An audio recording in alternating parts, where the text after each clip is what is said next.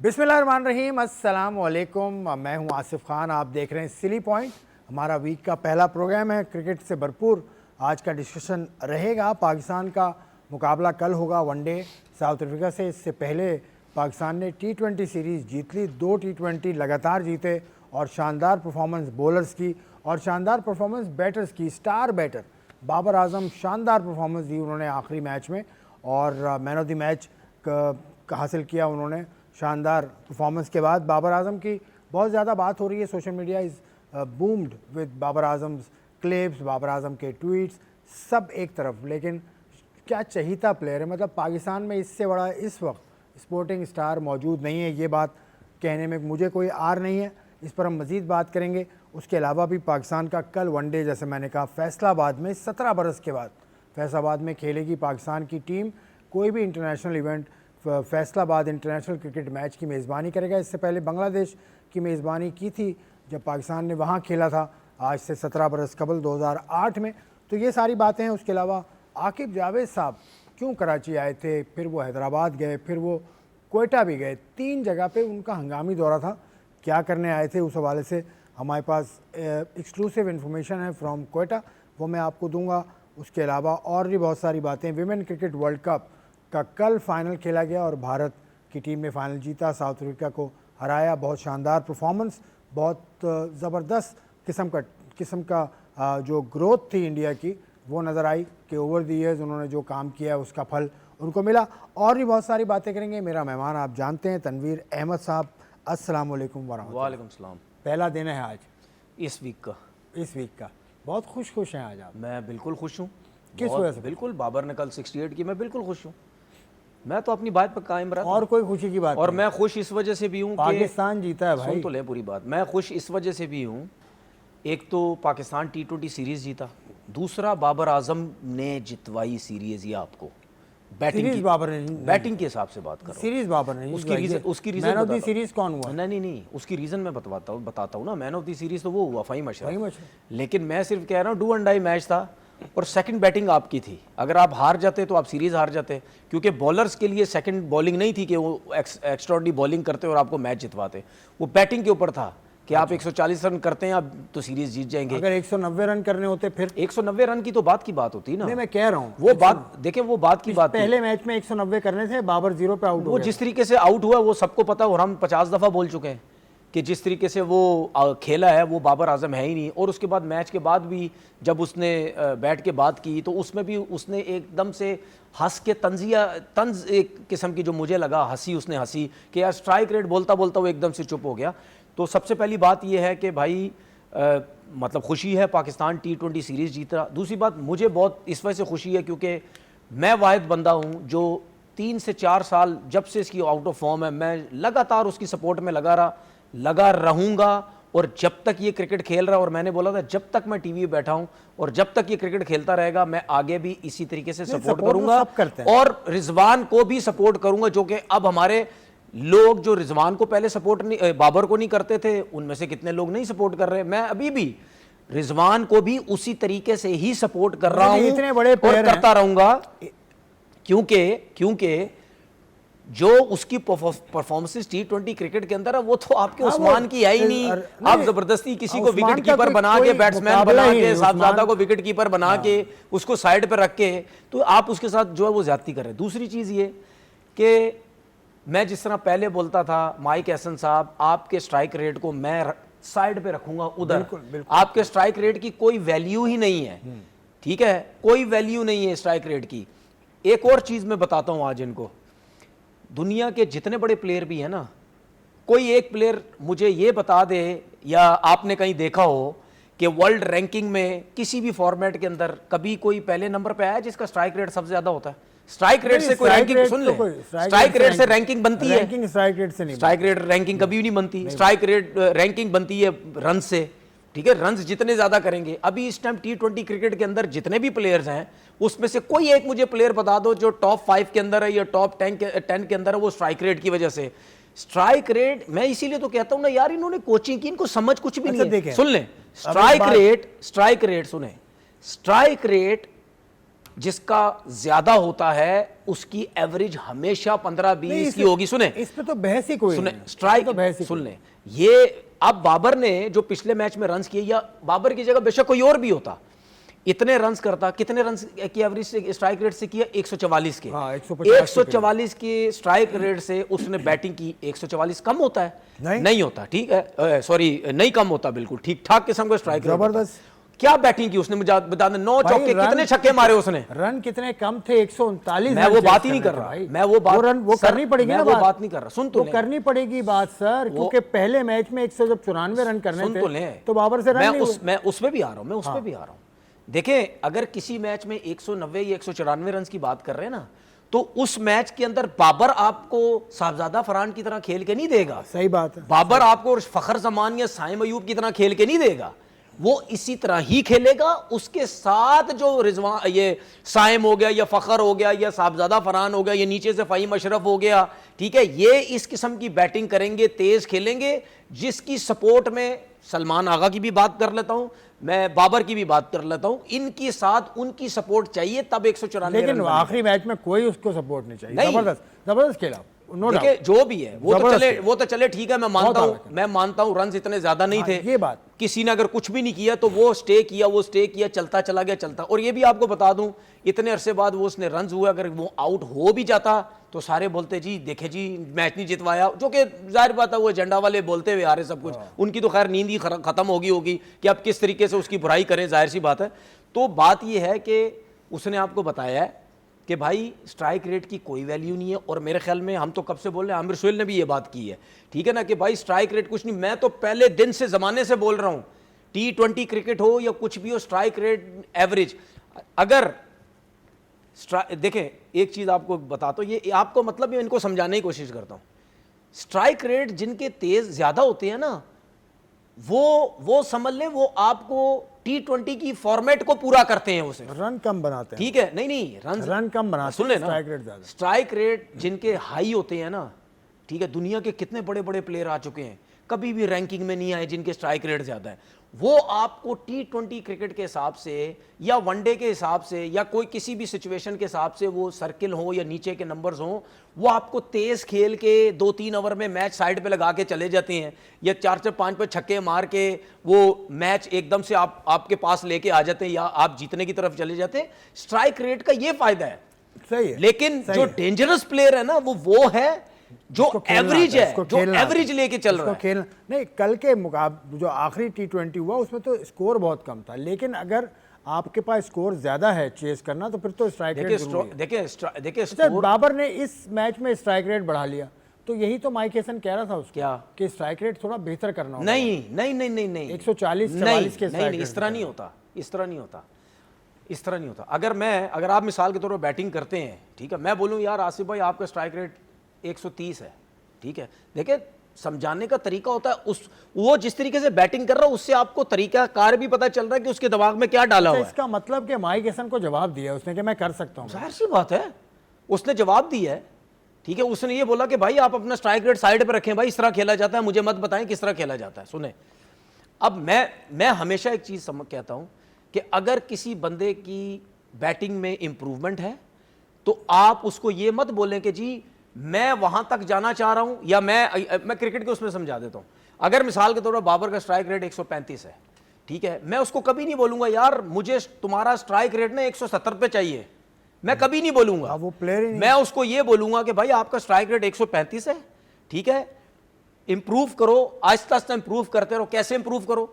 ये जो तुम थोड़ी सी डॉट बॉलें खेलते हो ना, ये कम कर दो, ठीक है, जहां पे तुम थोड़ा सा रुक के खेलते हो यहां पे थोड़े से शॉट्स खेलना शुरू करो, ठीक है, तुम्हारा स्ट्राइक रेट ऑटोमेटिकली 135 से 150 तक चला जाएगा।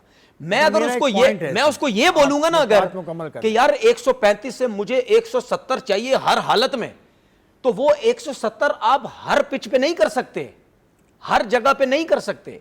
तो जिस तरह टीचर एक स्टूडेंट को समझाता ना, ऐसे तो नहीं बोलता ना कि भाई आपने पहली बारी में ही क्या बोलते हैं मैथमेटिक्स में आपने 100 नंबर लेके आ जाने, ठीक है ना, वो स्टूडेंट को समझ जाता कि नहीं यार ये इतना अच्छा नहीं है, इसको आहिस्ता आहिस्ता समझाओ पढ़ाओ।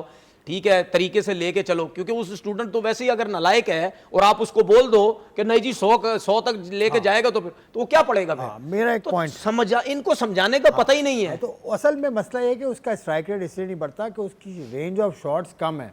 माजरत के साथ उसको शॉट्स खेलने नहीं, इतने ज्यादा नहीं आते। उसको देखे, मैं वो स्वीप शॉट नहीं खेलता। नहीं, मैं आपको वो आगे निकलकर शॉट नहीं खेलता। ये मेरा एक्सपीरियंस है, मेरी ऑब्जर्वेशन है। देखे वो यार, देखे जब तक कोई भी इंसान काम कर रहा है ना, हम रोज आके शो करते हैं, हम रोज सीखते हैं कि यार हमने कल क्या बोला था, नहीं यार आज ये नहीं बोलना, हम यार आज हम ये मिस कर गए। ऐसे ही होता है ना, जब हम अपना शो अगर देखें तो हम सोचेंगे नहीं यार ये मुझे बोलना चाहिए था, ये मैं मिस कर गया।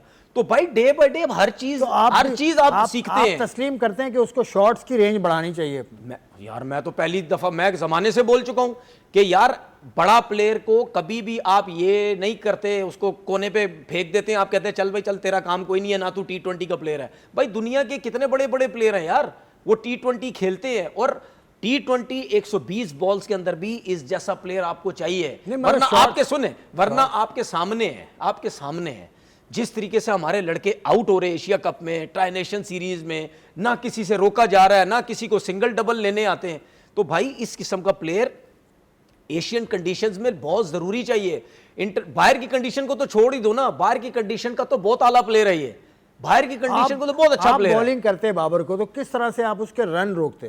क्योंकि मैं फिर कहूंगा एक ही तरफ उस रन बनाता है। नहीं, आप किस तरह से रन रोकते? देखिए जिस तरह इंटरनेशनल क्रिकेट के अंदर फास्ट बॉलर जितने भी हैं वो कोशिश यही करते हैं विद इन स्टंप बॉलिंग करें, क्योंकि बाबर हो या कोई भी प्लेयर हो, जो स्ट्रोक खेलने वाला प्लेयर होता है वो हेट करता है, उसको गुस्सा चढ़ता है विद इन स्टंप बॉलिंग की हो रही है मुझे, क्योंकि वो जो शॉट्स खेलने वाला प्लेयर होते हैं वो कहते हैं भाई, अच्छा वो कहते हैं कि मैं जब तक चौके लगाऊंगा तो मेरा कॉन्फिडेंस बढ़ेगा, वरना मैं चौके मेरे नहीं लगेंगे मेरा कॉन्फिडेंस नहीं बढ़ेगा। इसीलिए उन जैसे प्लेयर को बीच में प्रॉब्लम होती है, ठीक है। और जो मैच लेके चलने वाले प्लेयर होते हैं, ठीक है, जो स्ट्रोक प्लेयर नहीं होते, वो कहते हैं कि मैंने अपना अकाउंट जो है ना वो सिंगल लेके खोलना है, मैं जितने सिंगल डबल लेता रहूंगा मुझे कॉन्फिडेंस जो है वो मिलता रहेगा। छोटा सा इंटरव्यू भी है, बाबर आजम का इंटरव्यू किसने किया? सलमान अली आगा ने किया बाबर का इंटरव्यू। वो जब तैयार होगा तो वो भी आपको दिखाते हैं, बल्कि इट इज़ रेडी। तो let's watch what Babar said to Agha Salman. अपनी बैटिंग के बारे में आपके obviously we were like 5 for 1, so जरा उसको गो थ्रू करें बैटिंग के बारे में। हाँ, बस यही था प्लान कि साहबजादा फरहान से ये प्लान किया था कि हम 40 तक 40-45 तक करेंगे। उसके बाद क्योंकि कि ड्यू थी बॉल, उसके बाद फील्डिंग खुल जाती है, फिर आपके पास ऑप्शन होते हैं कि कहाँ पे रन हो सकते हैं, और फास्ट बॉलर पे भी आपको पता है कि सेकंड टाइम जो है वो बॉल काफ़ी अच्छा आता है। तो उसमें बीच में मेरे ख्याल से एक पैच आया था जो स्पिनर का थोड़ा सा हमने थोड़ा सा स्ट्रगल किया क्योंकि ग्रिप कर रहा था। तो उसमें हमने कोशिश यही की थी जब आप आएँ, और उसमें हमने ये प्लान किया था कि हाँ इसको सी ऑफ करेंगे, अगर हमारी रेंज में आएगा तो हम उसको चांस लेंगे, रेंज में आएगा तो फिर करेंगे। लेकिन उसके बाद फिर यही था कि अपने शॉट्स पर अपने आप को बैक किया, और अल्हम्दुलिल्लाह आज मैच। नहीं, हम सब आपकी इस इनिंग पे हम तो सारी टीम और लोग भी सारे माशाल्लाह और पूरा पाकिस्तान इस टाइम बहुत खुश होगा, क्योंकि हमें लगता है कि अगर आप इस टीम में रन बनाते जाएंगे तो हम कुछ भी कर सकते हैं, मतलब कुछ भी जीत सकते हैं। तो बड़ी खुशी हुई। और मुझे ये पूछना है कि इतना भगाया क्यों है यार? आपने धुके लिए हैं और अच्छा चले ठीक है, आपने कप्तान है आप हमारे, तो बिल्कुल अल्हम्दुलिल्लाह बिल्कुल सारे लोग फैंस टीम सारे इस चीज़ का वेट कर रहे थे। मैं खुद इस चीज़ का वेट कर रहा था कोई एक ऐसी इनिंग लगे, लेकिन ये था कि अपने आप को बैक किया, प्रैक्टिस अपनी हार्ड रखी, बिल्कुल जो है वो एक्सपेक्टेशन जो थी लोगों की टीम की सबकी उस पर वैसा नहीं उतर पा रहा था। लेकिन यही था कि अपनी जो ट्रेनिंग थी उसमें हार्ड वर्क, अपने आप को बैक करना, पिच पे जाके टाइम स्पेंड करना, मेरा यही था कि मैं जब टाइम स्पेंड करूँगा इंशाल्लाह बेहतरी आएगी। लेकिन ये था कि हर टाइम पॉजिटिव था। ऐसे मोमेंट्स आते हैं कि आप सब कुछ आपको लगता है कि अच्छा चल रहा है, लेकिन कभी कभार जो चीज़ें हैं वो आपके वो आपके हाथ में नहीं आती। तो लेकिन अल्हम्दुलिल्लाह अल्लाह ने आज कर्म किया। नहीं, मैं तो लोगों को भी ये बताना चाहूँगा कि हम ज़ाहिर बात है इसके साथ रहते हैं, और मतलब हम टेस्ट में भी देखते हैं, वनडेज़ में भी देखते हैं, टी20 में जो इसके वर्क एक्टिव है ना, आप जब परफॉर्मेंस नहीं कर रहे होते ना तो आप थोड़े डाउन रहते हो कि यार बस ठीक है अब नहीं हो रहा, बार बार कोशिश कर। लेकिन जो वर्क एथिक्स है ना वो बहुत अच्छे हैं। मतलब इसको ये जो मेरे लिए चीज़ें स्टैंड आउट करती है ना इसकी, ये आएगा अपनी प्रैक्टिस करेगा, अपनी चीज़ें हर चीज़ करेगा, फील्डिंग करेगा, हर चीज़ करेगा, वो बहुत बड़ी मतलब एक अच्छे प्लेयर को, और इस तरह का प्लेयर जिस तरह का माशाल्लाह ये है, इस तरह के प्लेयर की ये चीज़ें जो है ना, वही चीज़ें जो है ना मतलब इतने बड़े प्लेयर बनाती हैं। और बिग गेम आपको बड़े प्लेयर की ज़रूरत होती है, और none other than Babar Azam बड़े इनिंग बड़े मैच में। So I am very happy, आप सभी खुश होंगे, हम सभी खुश हैं। Babar well done, very well played. Yes भैया पूरा पाकिस्तान जिस तरह से खुश है ना, सोशल मीडिया देखें आप, बाबर को कुछ कह दो, 1 मिनट एक जुमला अपनी मर्जी का ऐसा कह दें आप कि आप थोड़ी सी तनकीद पॉजिटिव भी कर दें, तो बुरा क्यों मान जाते हो आप नहीं, लोग यार? ये बिल्कुल यार गलत बात है। बहुत बहुत कह रहे हैं सोशल मीडिया, बहुत बुरा कह रहे मैंने हैं। कितनी दफा तनकीद करता बाबर आजम के ऊपर नहीं, आपके साथ शो पे आजकल बैठ के। आजकल ना करना भाई, बहुत नहीं, तनकीद नहीं, बर्दाश्त ही नहीं और कर रहा था। ऐसा नहीं होता ना, मैं भी तनकीद करता हूं, मैं आगे भी करूंगा, बिल्कुल जो उसकी इंप्रूवमेंट की चीजें करूंगा। लेकिन मसला ये है कि लोग समझते हैं यार कौन एजेंडा बेस लगा हुआ है, कौन पॉजिटिव नहीं, होके नहीं, कोई कौन नहीं सुन ले, समझता, मैं कौन इख्तिलाफ तरीके से करता हूं तो भाई। कोई किसी तरीके को से नहीं किसी को सपोर्ट कर रहा है या उसके अगेंस्ट जा रहा है, सब लोगों को पता है। जिनको लोग बुरा भला बोलते हैं सब लोग जानते हैं। अच्छा सुने एक चीज और, आपको याद होगा कुछ दिन पहले मैंने एक चीज़ बोली थी, जब हम बाबर आजम की मेंटली इश्यूज की बात कर रहे थे, आपको याद होगा मैंने बोला था इसको टेस्ट टीम का कप्तान बना दो, याद है आपको? क्योंकि जो कुछ उसके साथ हुआ वो मेंटली बहुत डिस्टर्ब था। ये याद रखें कि उसकी जो रेपुटेशन थी वो उसने फील की होगी कि यार मेरे साथ क्या हो रहा है। दूसरी चीज़ मैंने आपसे ये बोला था कि इसको सिर्फ 100 की ज़रूरत है, ठीक है, सिर्फ 100, क्योंकि वो रन्स करता हुआ आ रहा था, 100 कर रहा था, वो बिल्कुल परेशान हुआ था मैं क्या करूं। अब एक चीज नोट करो, मैं अभी भी कह रहा हूं, इसने जो 68 किए हैं अभी उसने बहुत रन्स करने, क्योंकि जितना आउट ऑफ फॉर्म है अभी उसने और रन्स करने हैं। मैं सिर्फ इस 68 पे खुश नहीं हूं, ठीक है, किए लेकिन करने।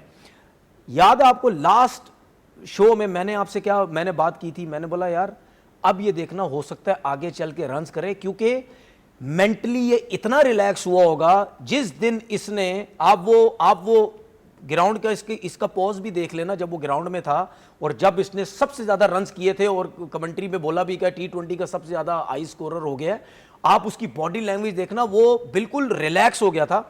उसकी वजह है जो बड़ा प्लेयर होता है ना, लाइक जिस तरह बाबर आजम है, वो स्क्रीन से बिल्कुल हट गया था, न्यूज़पेपर में उसके नाम नहीं आ रहे, लोग बड़े प्लेयर्स उसका डिस्कस नहीं कर रहे, सोशल मीडिया टीवी पे उसका कोई डिस्कस नहीं हो रहा। जब आप इतने बड़े प्लेयर होते हैं ना और आपका डिस्कस नहीं हो रहा होता और आपकी आवाम, आपके लोग भी बिला वजह आपके अगेंस्ट होते हैं, वो मेंटली गिरता है। ये जो 68 रन उसने किए ना, ठीक है, ये 68 रन ये उसकी वजह से किए हैं, जो उसने पिछले मैच में उसको पता चला मैं हाईएस्ट स्कोरर हो गया हूं, अब मेरी मीडिया में बात आनी है।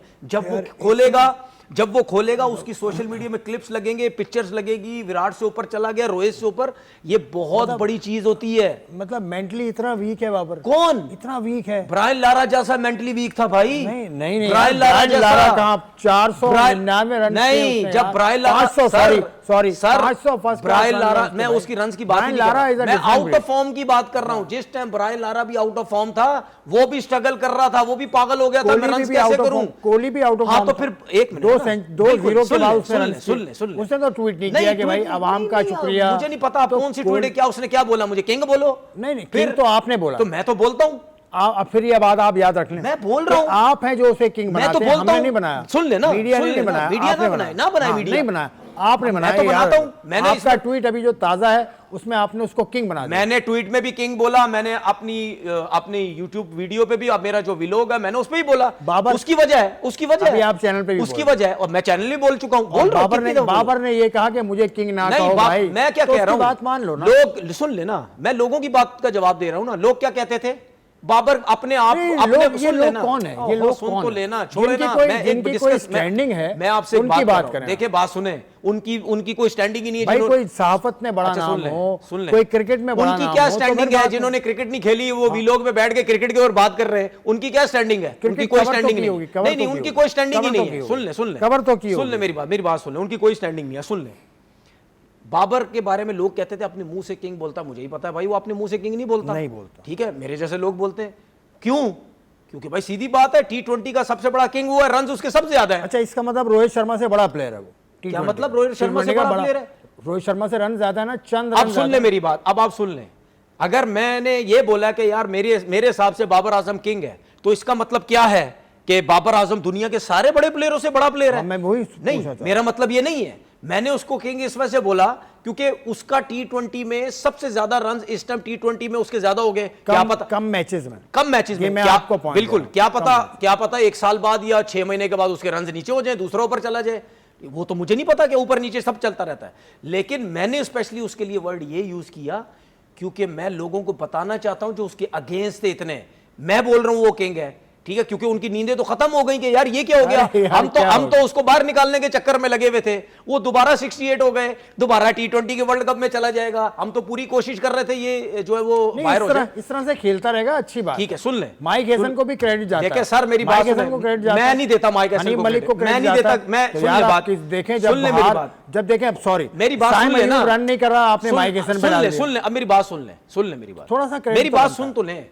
देखिए माइक हेसन को मैं क्रेडिट इस वजह से नहीं देता क्योंकि वो स्ट्राइक रेट के चक्कर में खराब कर दिए सारे प्लेयर, बढ़ाया ना, ठीक है, मैं हमेशा उसको क्रेडिट दूंगा जो तरीके से प्लेयर्स को बोलेगा हाँ भाई सिचुएशन के हिसाब से खेलो, लेकिन बिल्कुल डेड बैट के साथ ना हो जाओ, अगर 190 करने उस हिसाब से खेलो, 130 करना उस हिसाब से खेलो, ठीक है, आपने इस तरीके से जो है वो क्रिकेट खेलनी है।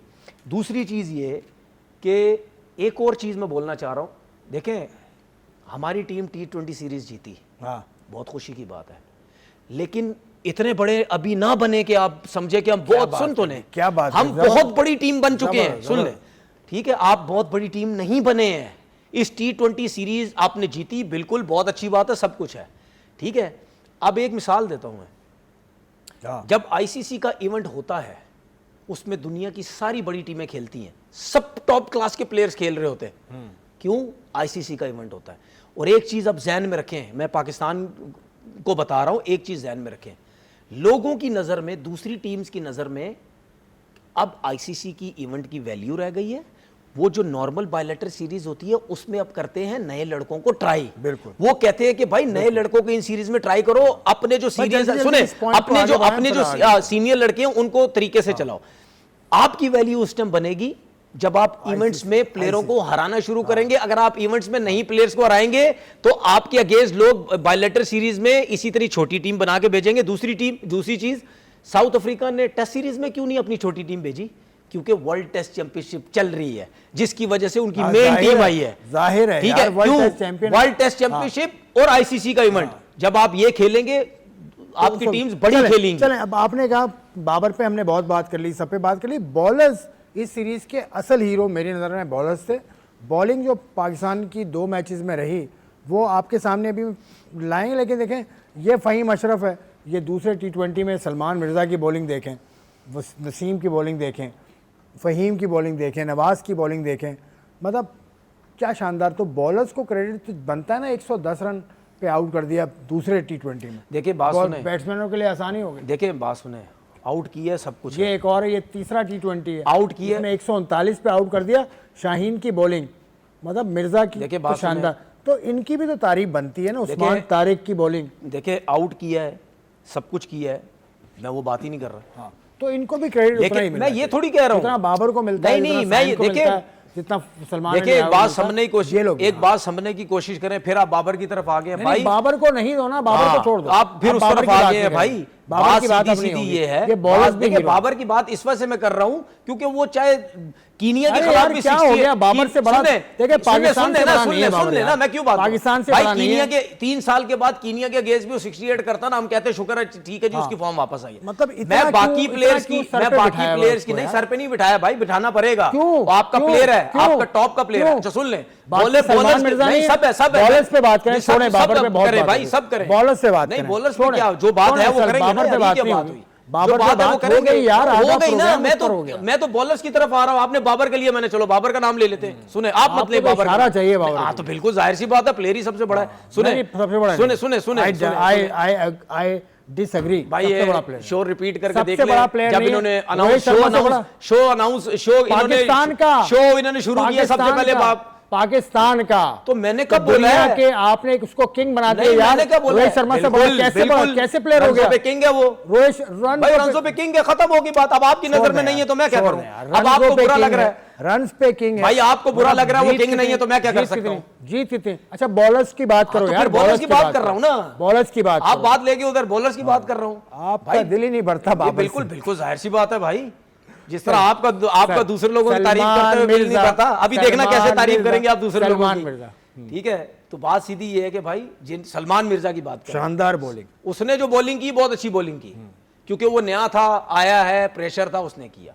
ठीक है। बाकी जो हमारे सीनियर्स हैं बिल्कुल उन्होंने अच्छी बॉलिंग की, लेकिन मैं अभी भी कह रहा हूं भाई उनकी टीम, मैं ये नहीं कह रहा कि मैं सबको ये नहीं बोलता कि भाई आप बी टीम भेजें, आपकी मर्जी बी टीम भेजी, लेकिन आपने जिन प्लेयर्स के अगेंस्ट परफॉर्म किया नो डाउट मुश्किल होता है, लेकिन वो उस लेवल के प्लेयर नहीं है। हमारी बड़ी टीम खेल रही है, उनकी उस लेवल की टीम नहीं खेल रही है। तो ऐसी परफॉर्मेंसेज जब आपकी आईसीसी इवेंट में आएंगी ना, ये किसी बड़ी टीम के अगेंस्ट आएंगी, तो फिर बोलेंगे हाँ यार वाकई आप लोगों ने एक्स्ट्राऑर्डिनरी जो है वो बॉलिंग की है। तो ऐसी परफॉर्मेंस हमें किसी इवेंट में भी चाहिए, किसी बड़ी टीम के अगेंस्ट भी, पूरी टीम से चाहिए ना। तो सिर्फ एक से थोड़ी चाहिए। फिर एक तो कर ही नहीं रहा ना, एक ने तो 2023 में एक सेंचुरी की, मई में पिछले उसने 50 की, पता नहीं, लेकिन एक ब्रेक का ब्रेक, उसके बाद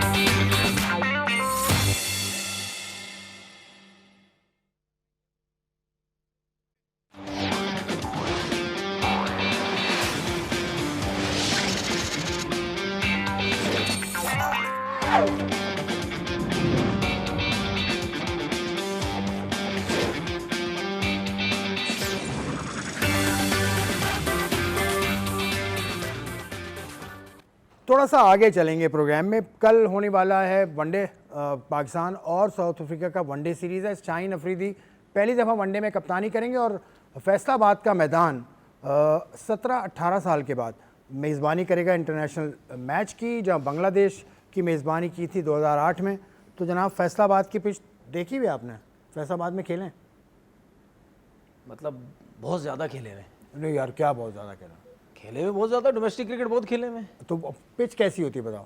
ये बैटिंग पिच होती है वहाँ। क्योंकि उसके बारे में कहा था वो डेनिस लिली ने बहुत पहले कि यहाँ मेरी कबर बना देना। मैंने आपसे बोला बैटिंग पिच होती है, उस टाइम ही बॉलिंग पिच होती है जब स्पेशली 4 डे क्रिकेट में घास वास छोड़ी जाए तो थोड़ी सपोर्ट करते थे। बगैर अगर घास के वो तो प्रॉपर बैटिंग पिच होती है। आजकल मौसम थोड़ा सा सर्द होगा वहाँ पर, हो सकता है शुरू खैर दिन वो मैच भी मॉर्निंग में तो नहीं है ना, दोपहर में शुरू, दोपहर में 3 बजे का, आई थिंक 3 बजे का टाइम शुरू होगा। तो उसमें अगर धूप वगैरह लगती तो मुझे नहीं लगता कोई इतना ज़्यादा होगा। लेकिन ये खुशी की बात है कि चलें, मतलब फैसलाबाद में भी कोई जो है वो क्रिकेट हो रही है, जो कि मैं काफ़ी टाइम से खेल रहा हूँ। भाई आपके जो और ग्राउंड्स हैं उनके ऊपर ज़रा थोड़ा सा काम करना शुरू करें, देखें उनको, जो स्पेशली बने हुए, जो टेस्ट सेंटर बने हुए जिनमें टेस्ट मैचेस हो चुके हैं और बिल्कुल वीरान हुए हैं, उनको देखने की कोशिश करें। बहुत अच्छी चीज़ है। चलिए, इस हवाले से पाकिस्तान क्रिकेट बोर्ड ने एक स्टेप भी लिया है, वो हम आगे चल के आपको बताते हैं। तनवीर ने जो बात की थी इससे पहले, ये बात ये करते रहे हैं मुसलसल, और अब्दुल्ला खुरम नियाजी जो डोमेस्टिक के डायरेक्टर हैं उनसे भी इन्होंने ये बात की थी। तो आपकी बात पीसीबी अब कर रहा है आगे, वो बताऊंगा आपको। फैसलाबाद में शाहीन अफरीदी कप्तानी करेंगे। बाकी आपके ख्याल में क्या कॉम्बिनेशन होना चाहिए? भाई सबसे पहले तो मैं शाहीन की सपोर्ट में बात कर रहा हूँ कि भाई सीरीज़ हार भी गया, अगर हार जाता है तो भाई उसको चलने दें आप। ये मत करें, हटा दें, दूसरे को ले आएं। अगर बनाया आप किसी को भी भाई जिम्मेदारी देते हैं, कम से कम 1.5-2 साल के लिए तो दो ना यार उसको जिम्मेदारी। अब अगर वो कप्तानी अच्छी नहीं कर रहा, मार खा रहा है, सब कुछ कर रहा है, टीम अगर हार भी जाती है तो भाई उसको कंटिन्यू करें। बाकी टीम ज़्यादातर वही है जो मतलब ओडीआई खेलते हुए आ रहे हैं। फ़खर जमान जो है वो वापस आया, फैसल अकरम जो है वो टीम में है, साइम अयूब हैं, हसन नवाज़ हैं टीम के अंदर। तो टीम हमारी स्ट्रॉन्ग है। रिजवान है, ठीक है, रिजवान साहब पे बड़ी जिम्मेदारी, बड़ी नजरें होंगी रिजवान पे। अब बिल्कुल देखें, वो रन्स करता हुआ आ रहा है, इतना बड़ा मसला नहीं था। खैर हो सकता फर्स्ट क्लास से भी उसने रन, हो सकता है शायद वो थोड़ा सा रिलैक्स हो गया। मैं अभी भी मानता हूँ उसके साथ ज्यादती हुई है। आपको उसको ओडीआई की कप्तानी से नहीं हटाना चाहिए था। वेस्ट इंडीज़ में जैसी परफॉर्मेंस हुई, ऊंच नीच होती रहती है, ऐसा नहीं है। लेकिन हमारे लोग जो हैं बहुत जल्दी स्टेप लेते हैं, उसको हटा दो, उसको हटा दो, ऐसा नहीं होना चाहिए। बाकी ये है कि रिजवान को जहाँ तक मैं जानता हूँ वो इन चीज़ों का इतना ज़्यादा है ही नहीं कि मुझे कप्तानी मिले, ये मिले। वो परफॉर्म करना चाहता है, वो अपने लिए, टीम के लिए खेलना चाहता है, और मुझे उम्मीद है कि वो रन्स करेगा इस सीरीज में। आपने बात की ना कि लंबा रन देना चाहिए कप्तान को और जल्दी जल्दी फैसले होते हैं।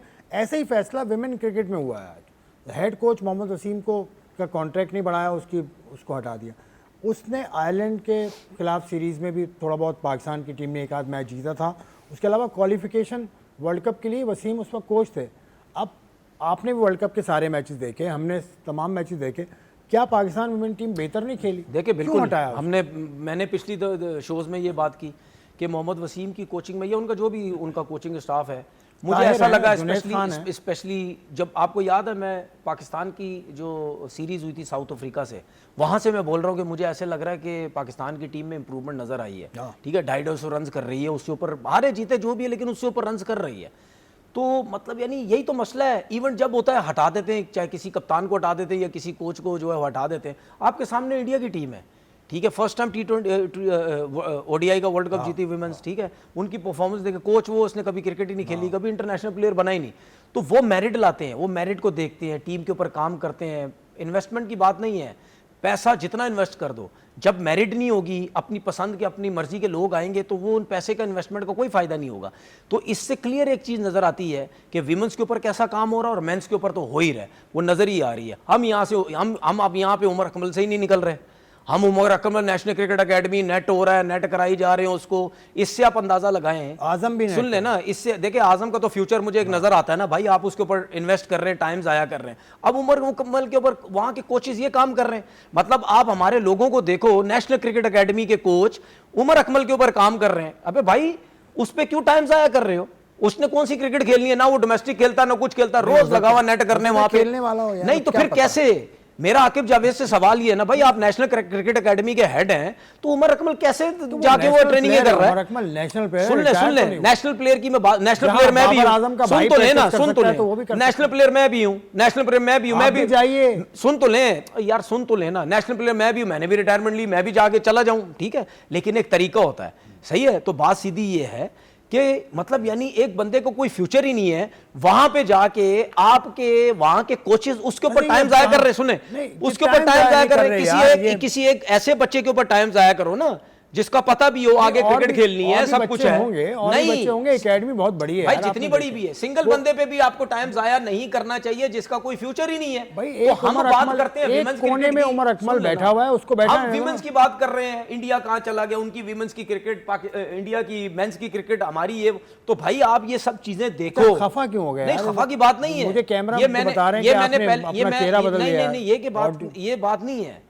ठीक है, ये बात नहीं। आप इस किस्म की बात करके ये मत कोशिश किया करें नहीं, मैं आप- चिढ़ रहा आप हूं इधर-उधर या जा मुझे रहे वो हैं, है, ये इधर-उधर मुझे जा रहे कोई हैं। प्रॉब्लम आप नहीं है। इधर-उधर जा रहे हैं, मेरा सर, सवाल सर, सीधा देखिए सा बात सुने, मैं कि आपको मोहम्मद मैं वसीम देखिए को बात क्यों सुने। हटाया? आप देखिए बात सपोर्ट सुने, करते मैं नहीं आपके करते? सवालात को बहुत अच्छे तरीके से समझता हूं, आप किस तरीके से मुझसे पूछते हैं, किस तरीके से नहीं आप पूछते। उमर अकमल पे मैं चले बच्चा गए, नहीं आप हूं, कहां- ठीक कहां है, चले गए? ठीक है, मेरिट की बात हो रही थी जिसकी वजह से मैं चला गया कि यार आपके कोचेस जो हैं, अच्छा, और कितने बच्चे ट्रेनिंग कर आपके रहे हैं? कोचेस जो हैं वो ये काम कर रहे हैं जिनका कोई फ्यूचर ही नहीं है, उनके ऊपर टाइम बस जाया कर रहे हैं आपके कोचेस।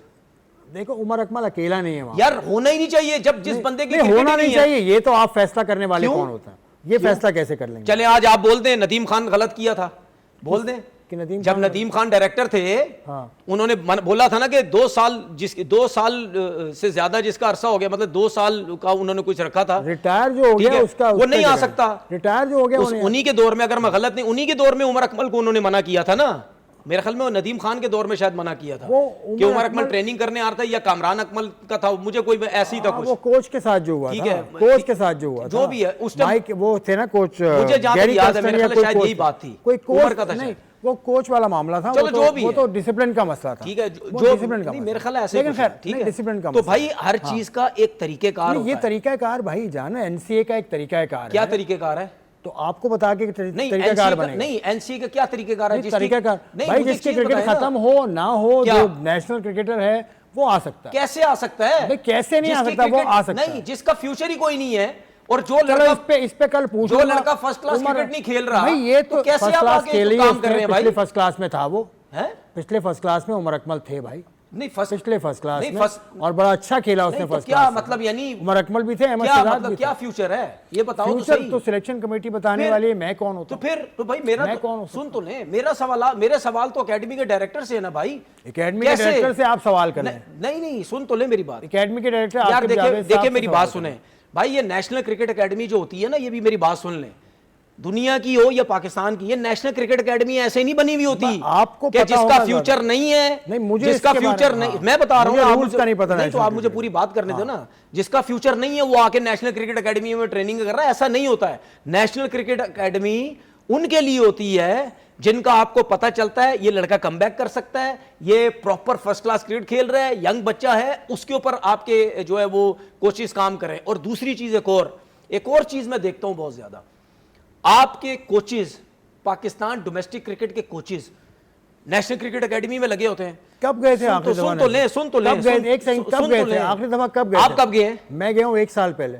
तो एक साल अभी क्यों नहीं गए? 5-6 महीने पहले। 5-6 में काम कर रहा हूँ। 1 साल पहले से, उससे पहले कब गए थे? वो छोड़ देना, नहीं उससे पहले गए थे। आप कब गए थे? नहीं, आप ये जो सवालात करते हैं ना, आप सवालात बहुत अजीब से करते हैं।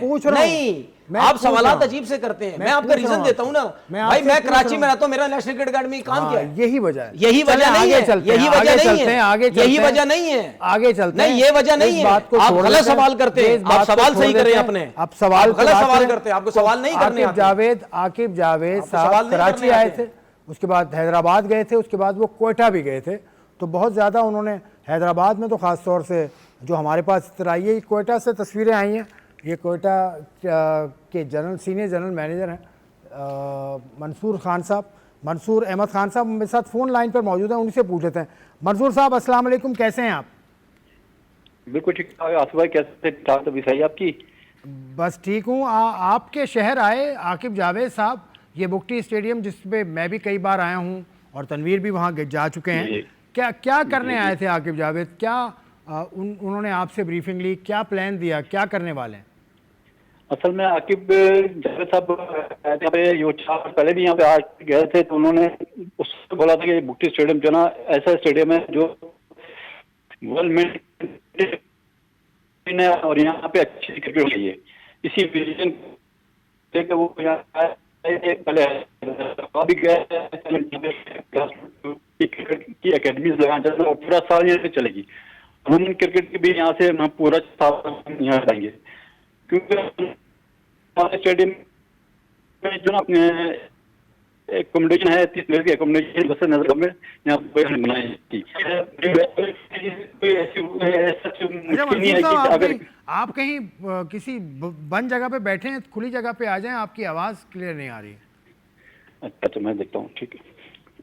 अच्छा तो ये था उनका जो ना प्लान आकिब साहब का, जो मैंने उनको मैं ब्रीफ किया सारा, उनको अच्छी तरह उनको बताया सारा वो, क्योंकि उनका विजन जिस तरह का विजन है, मुझे लगता है कि ग्रास रूट क्रिकेट जो रिमोट एरिया में होना चाहिए हमारे पास, क्योंकि टैलेंट बहुत ज़्यादा है। क्योंकि उन्होंने खुद भी इस चीज़ को एडमिट किया है कि बलूचिस्तान के जो बच्चे हैं वो बड़े फिट होते हैं, बड़े फिजिकली फिट है, और ग्रास रूट लेवल पे अगर उन पे वर्क करें, उस पर काम करें तो बहुत अच्छा होगा पाकिस्तान क्रिकेट के लिए।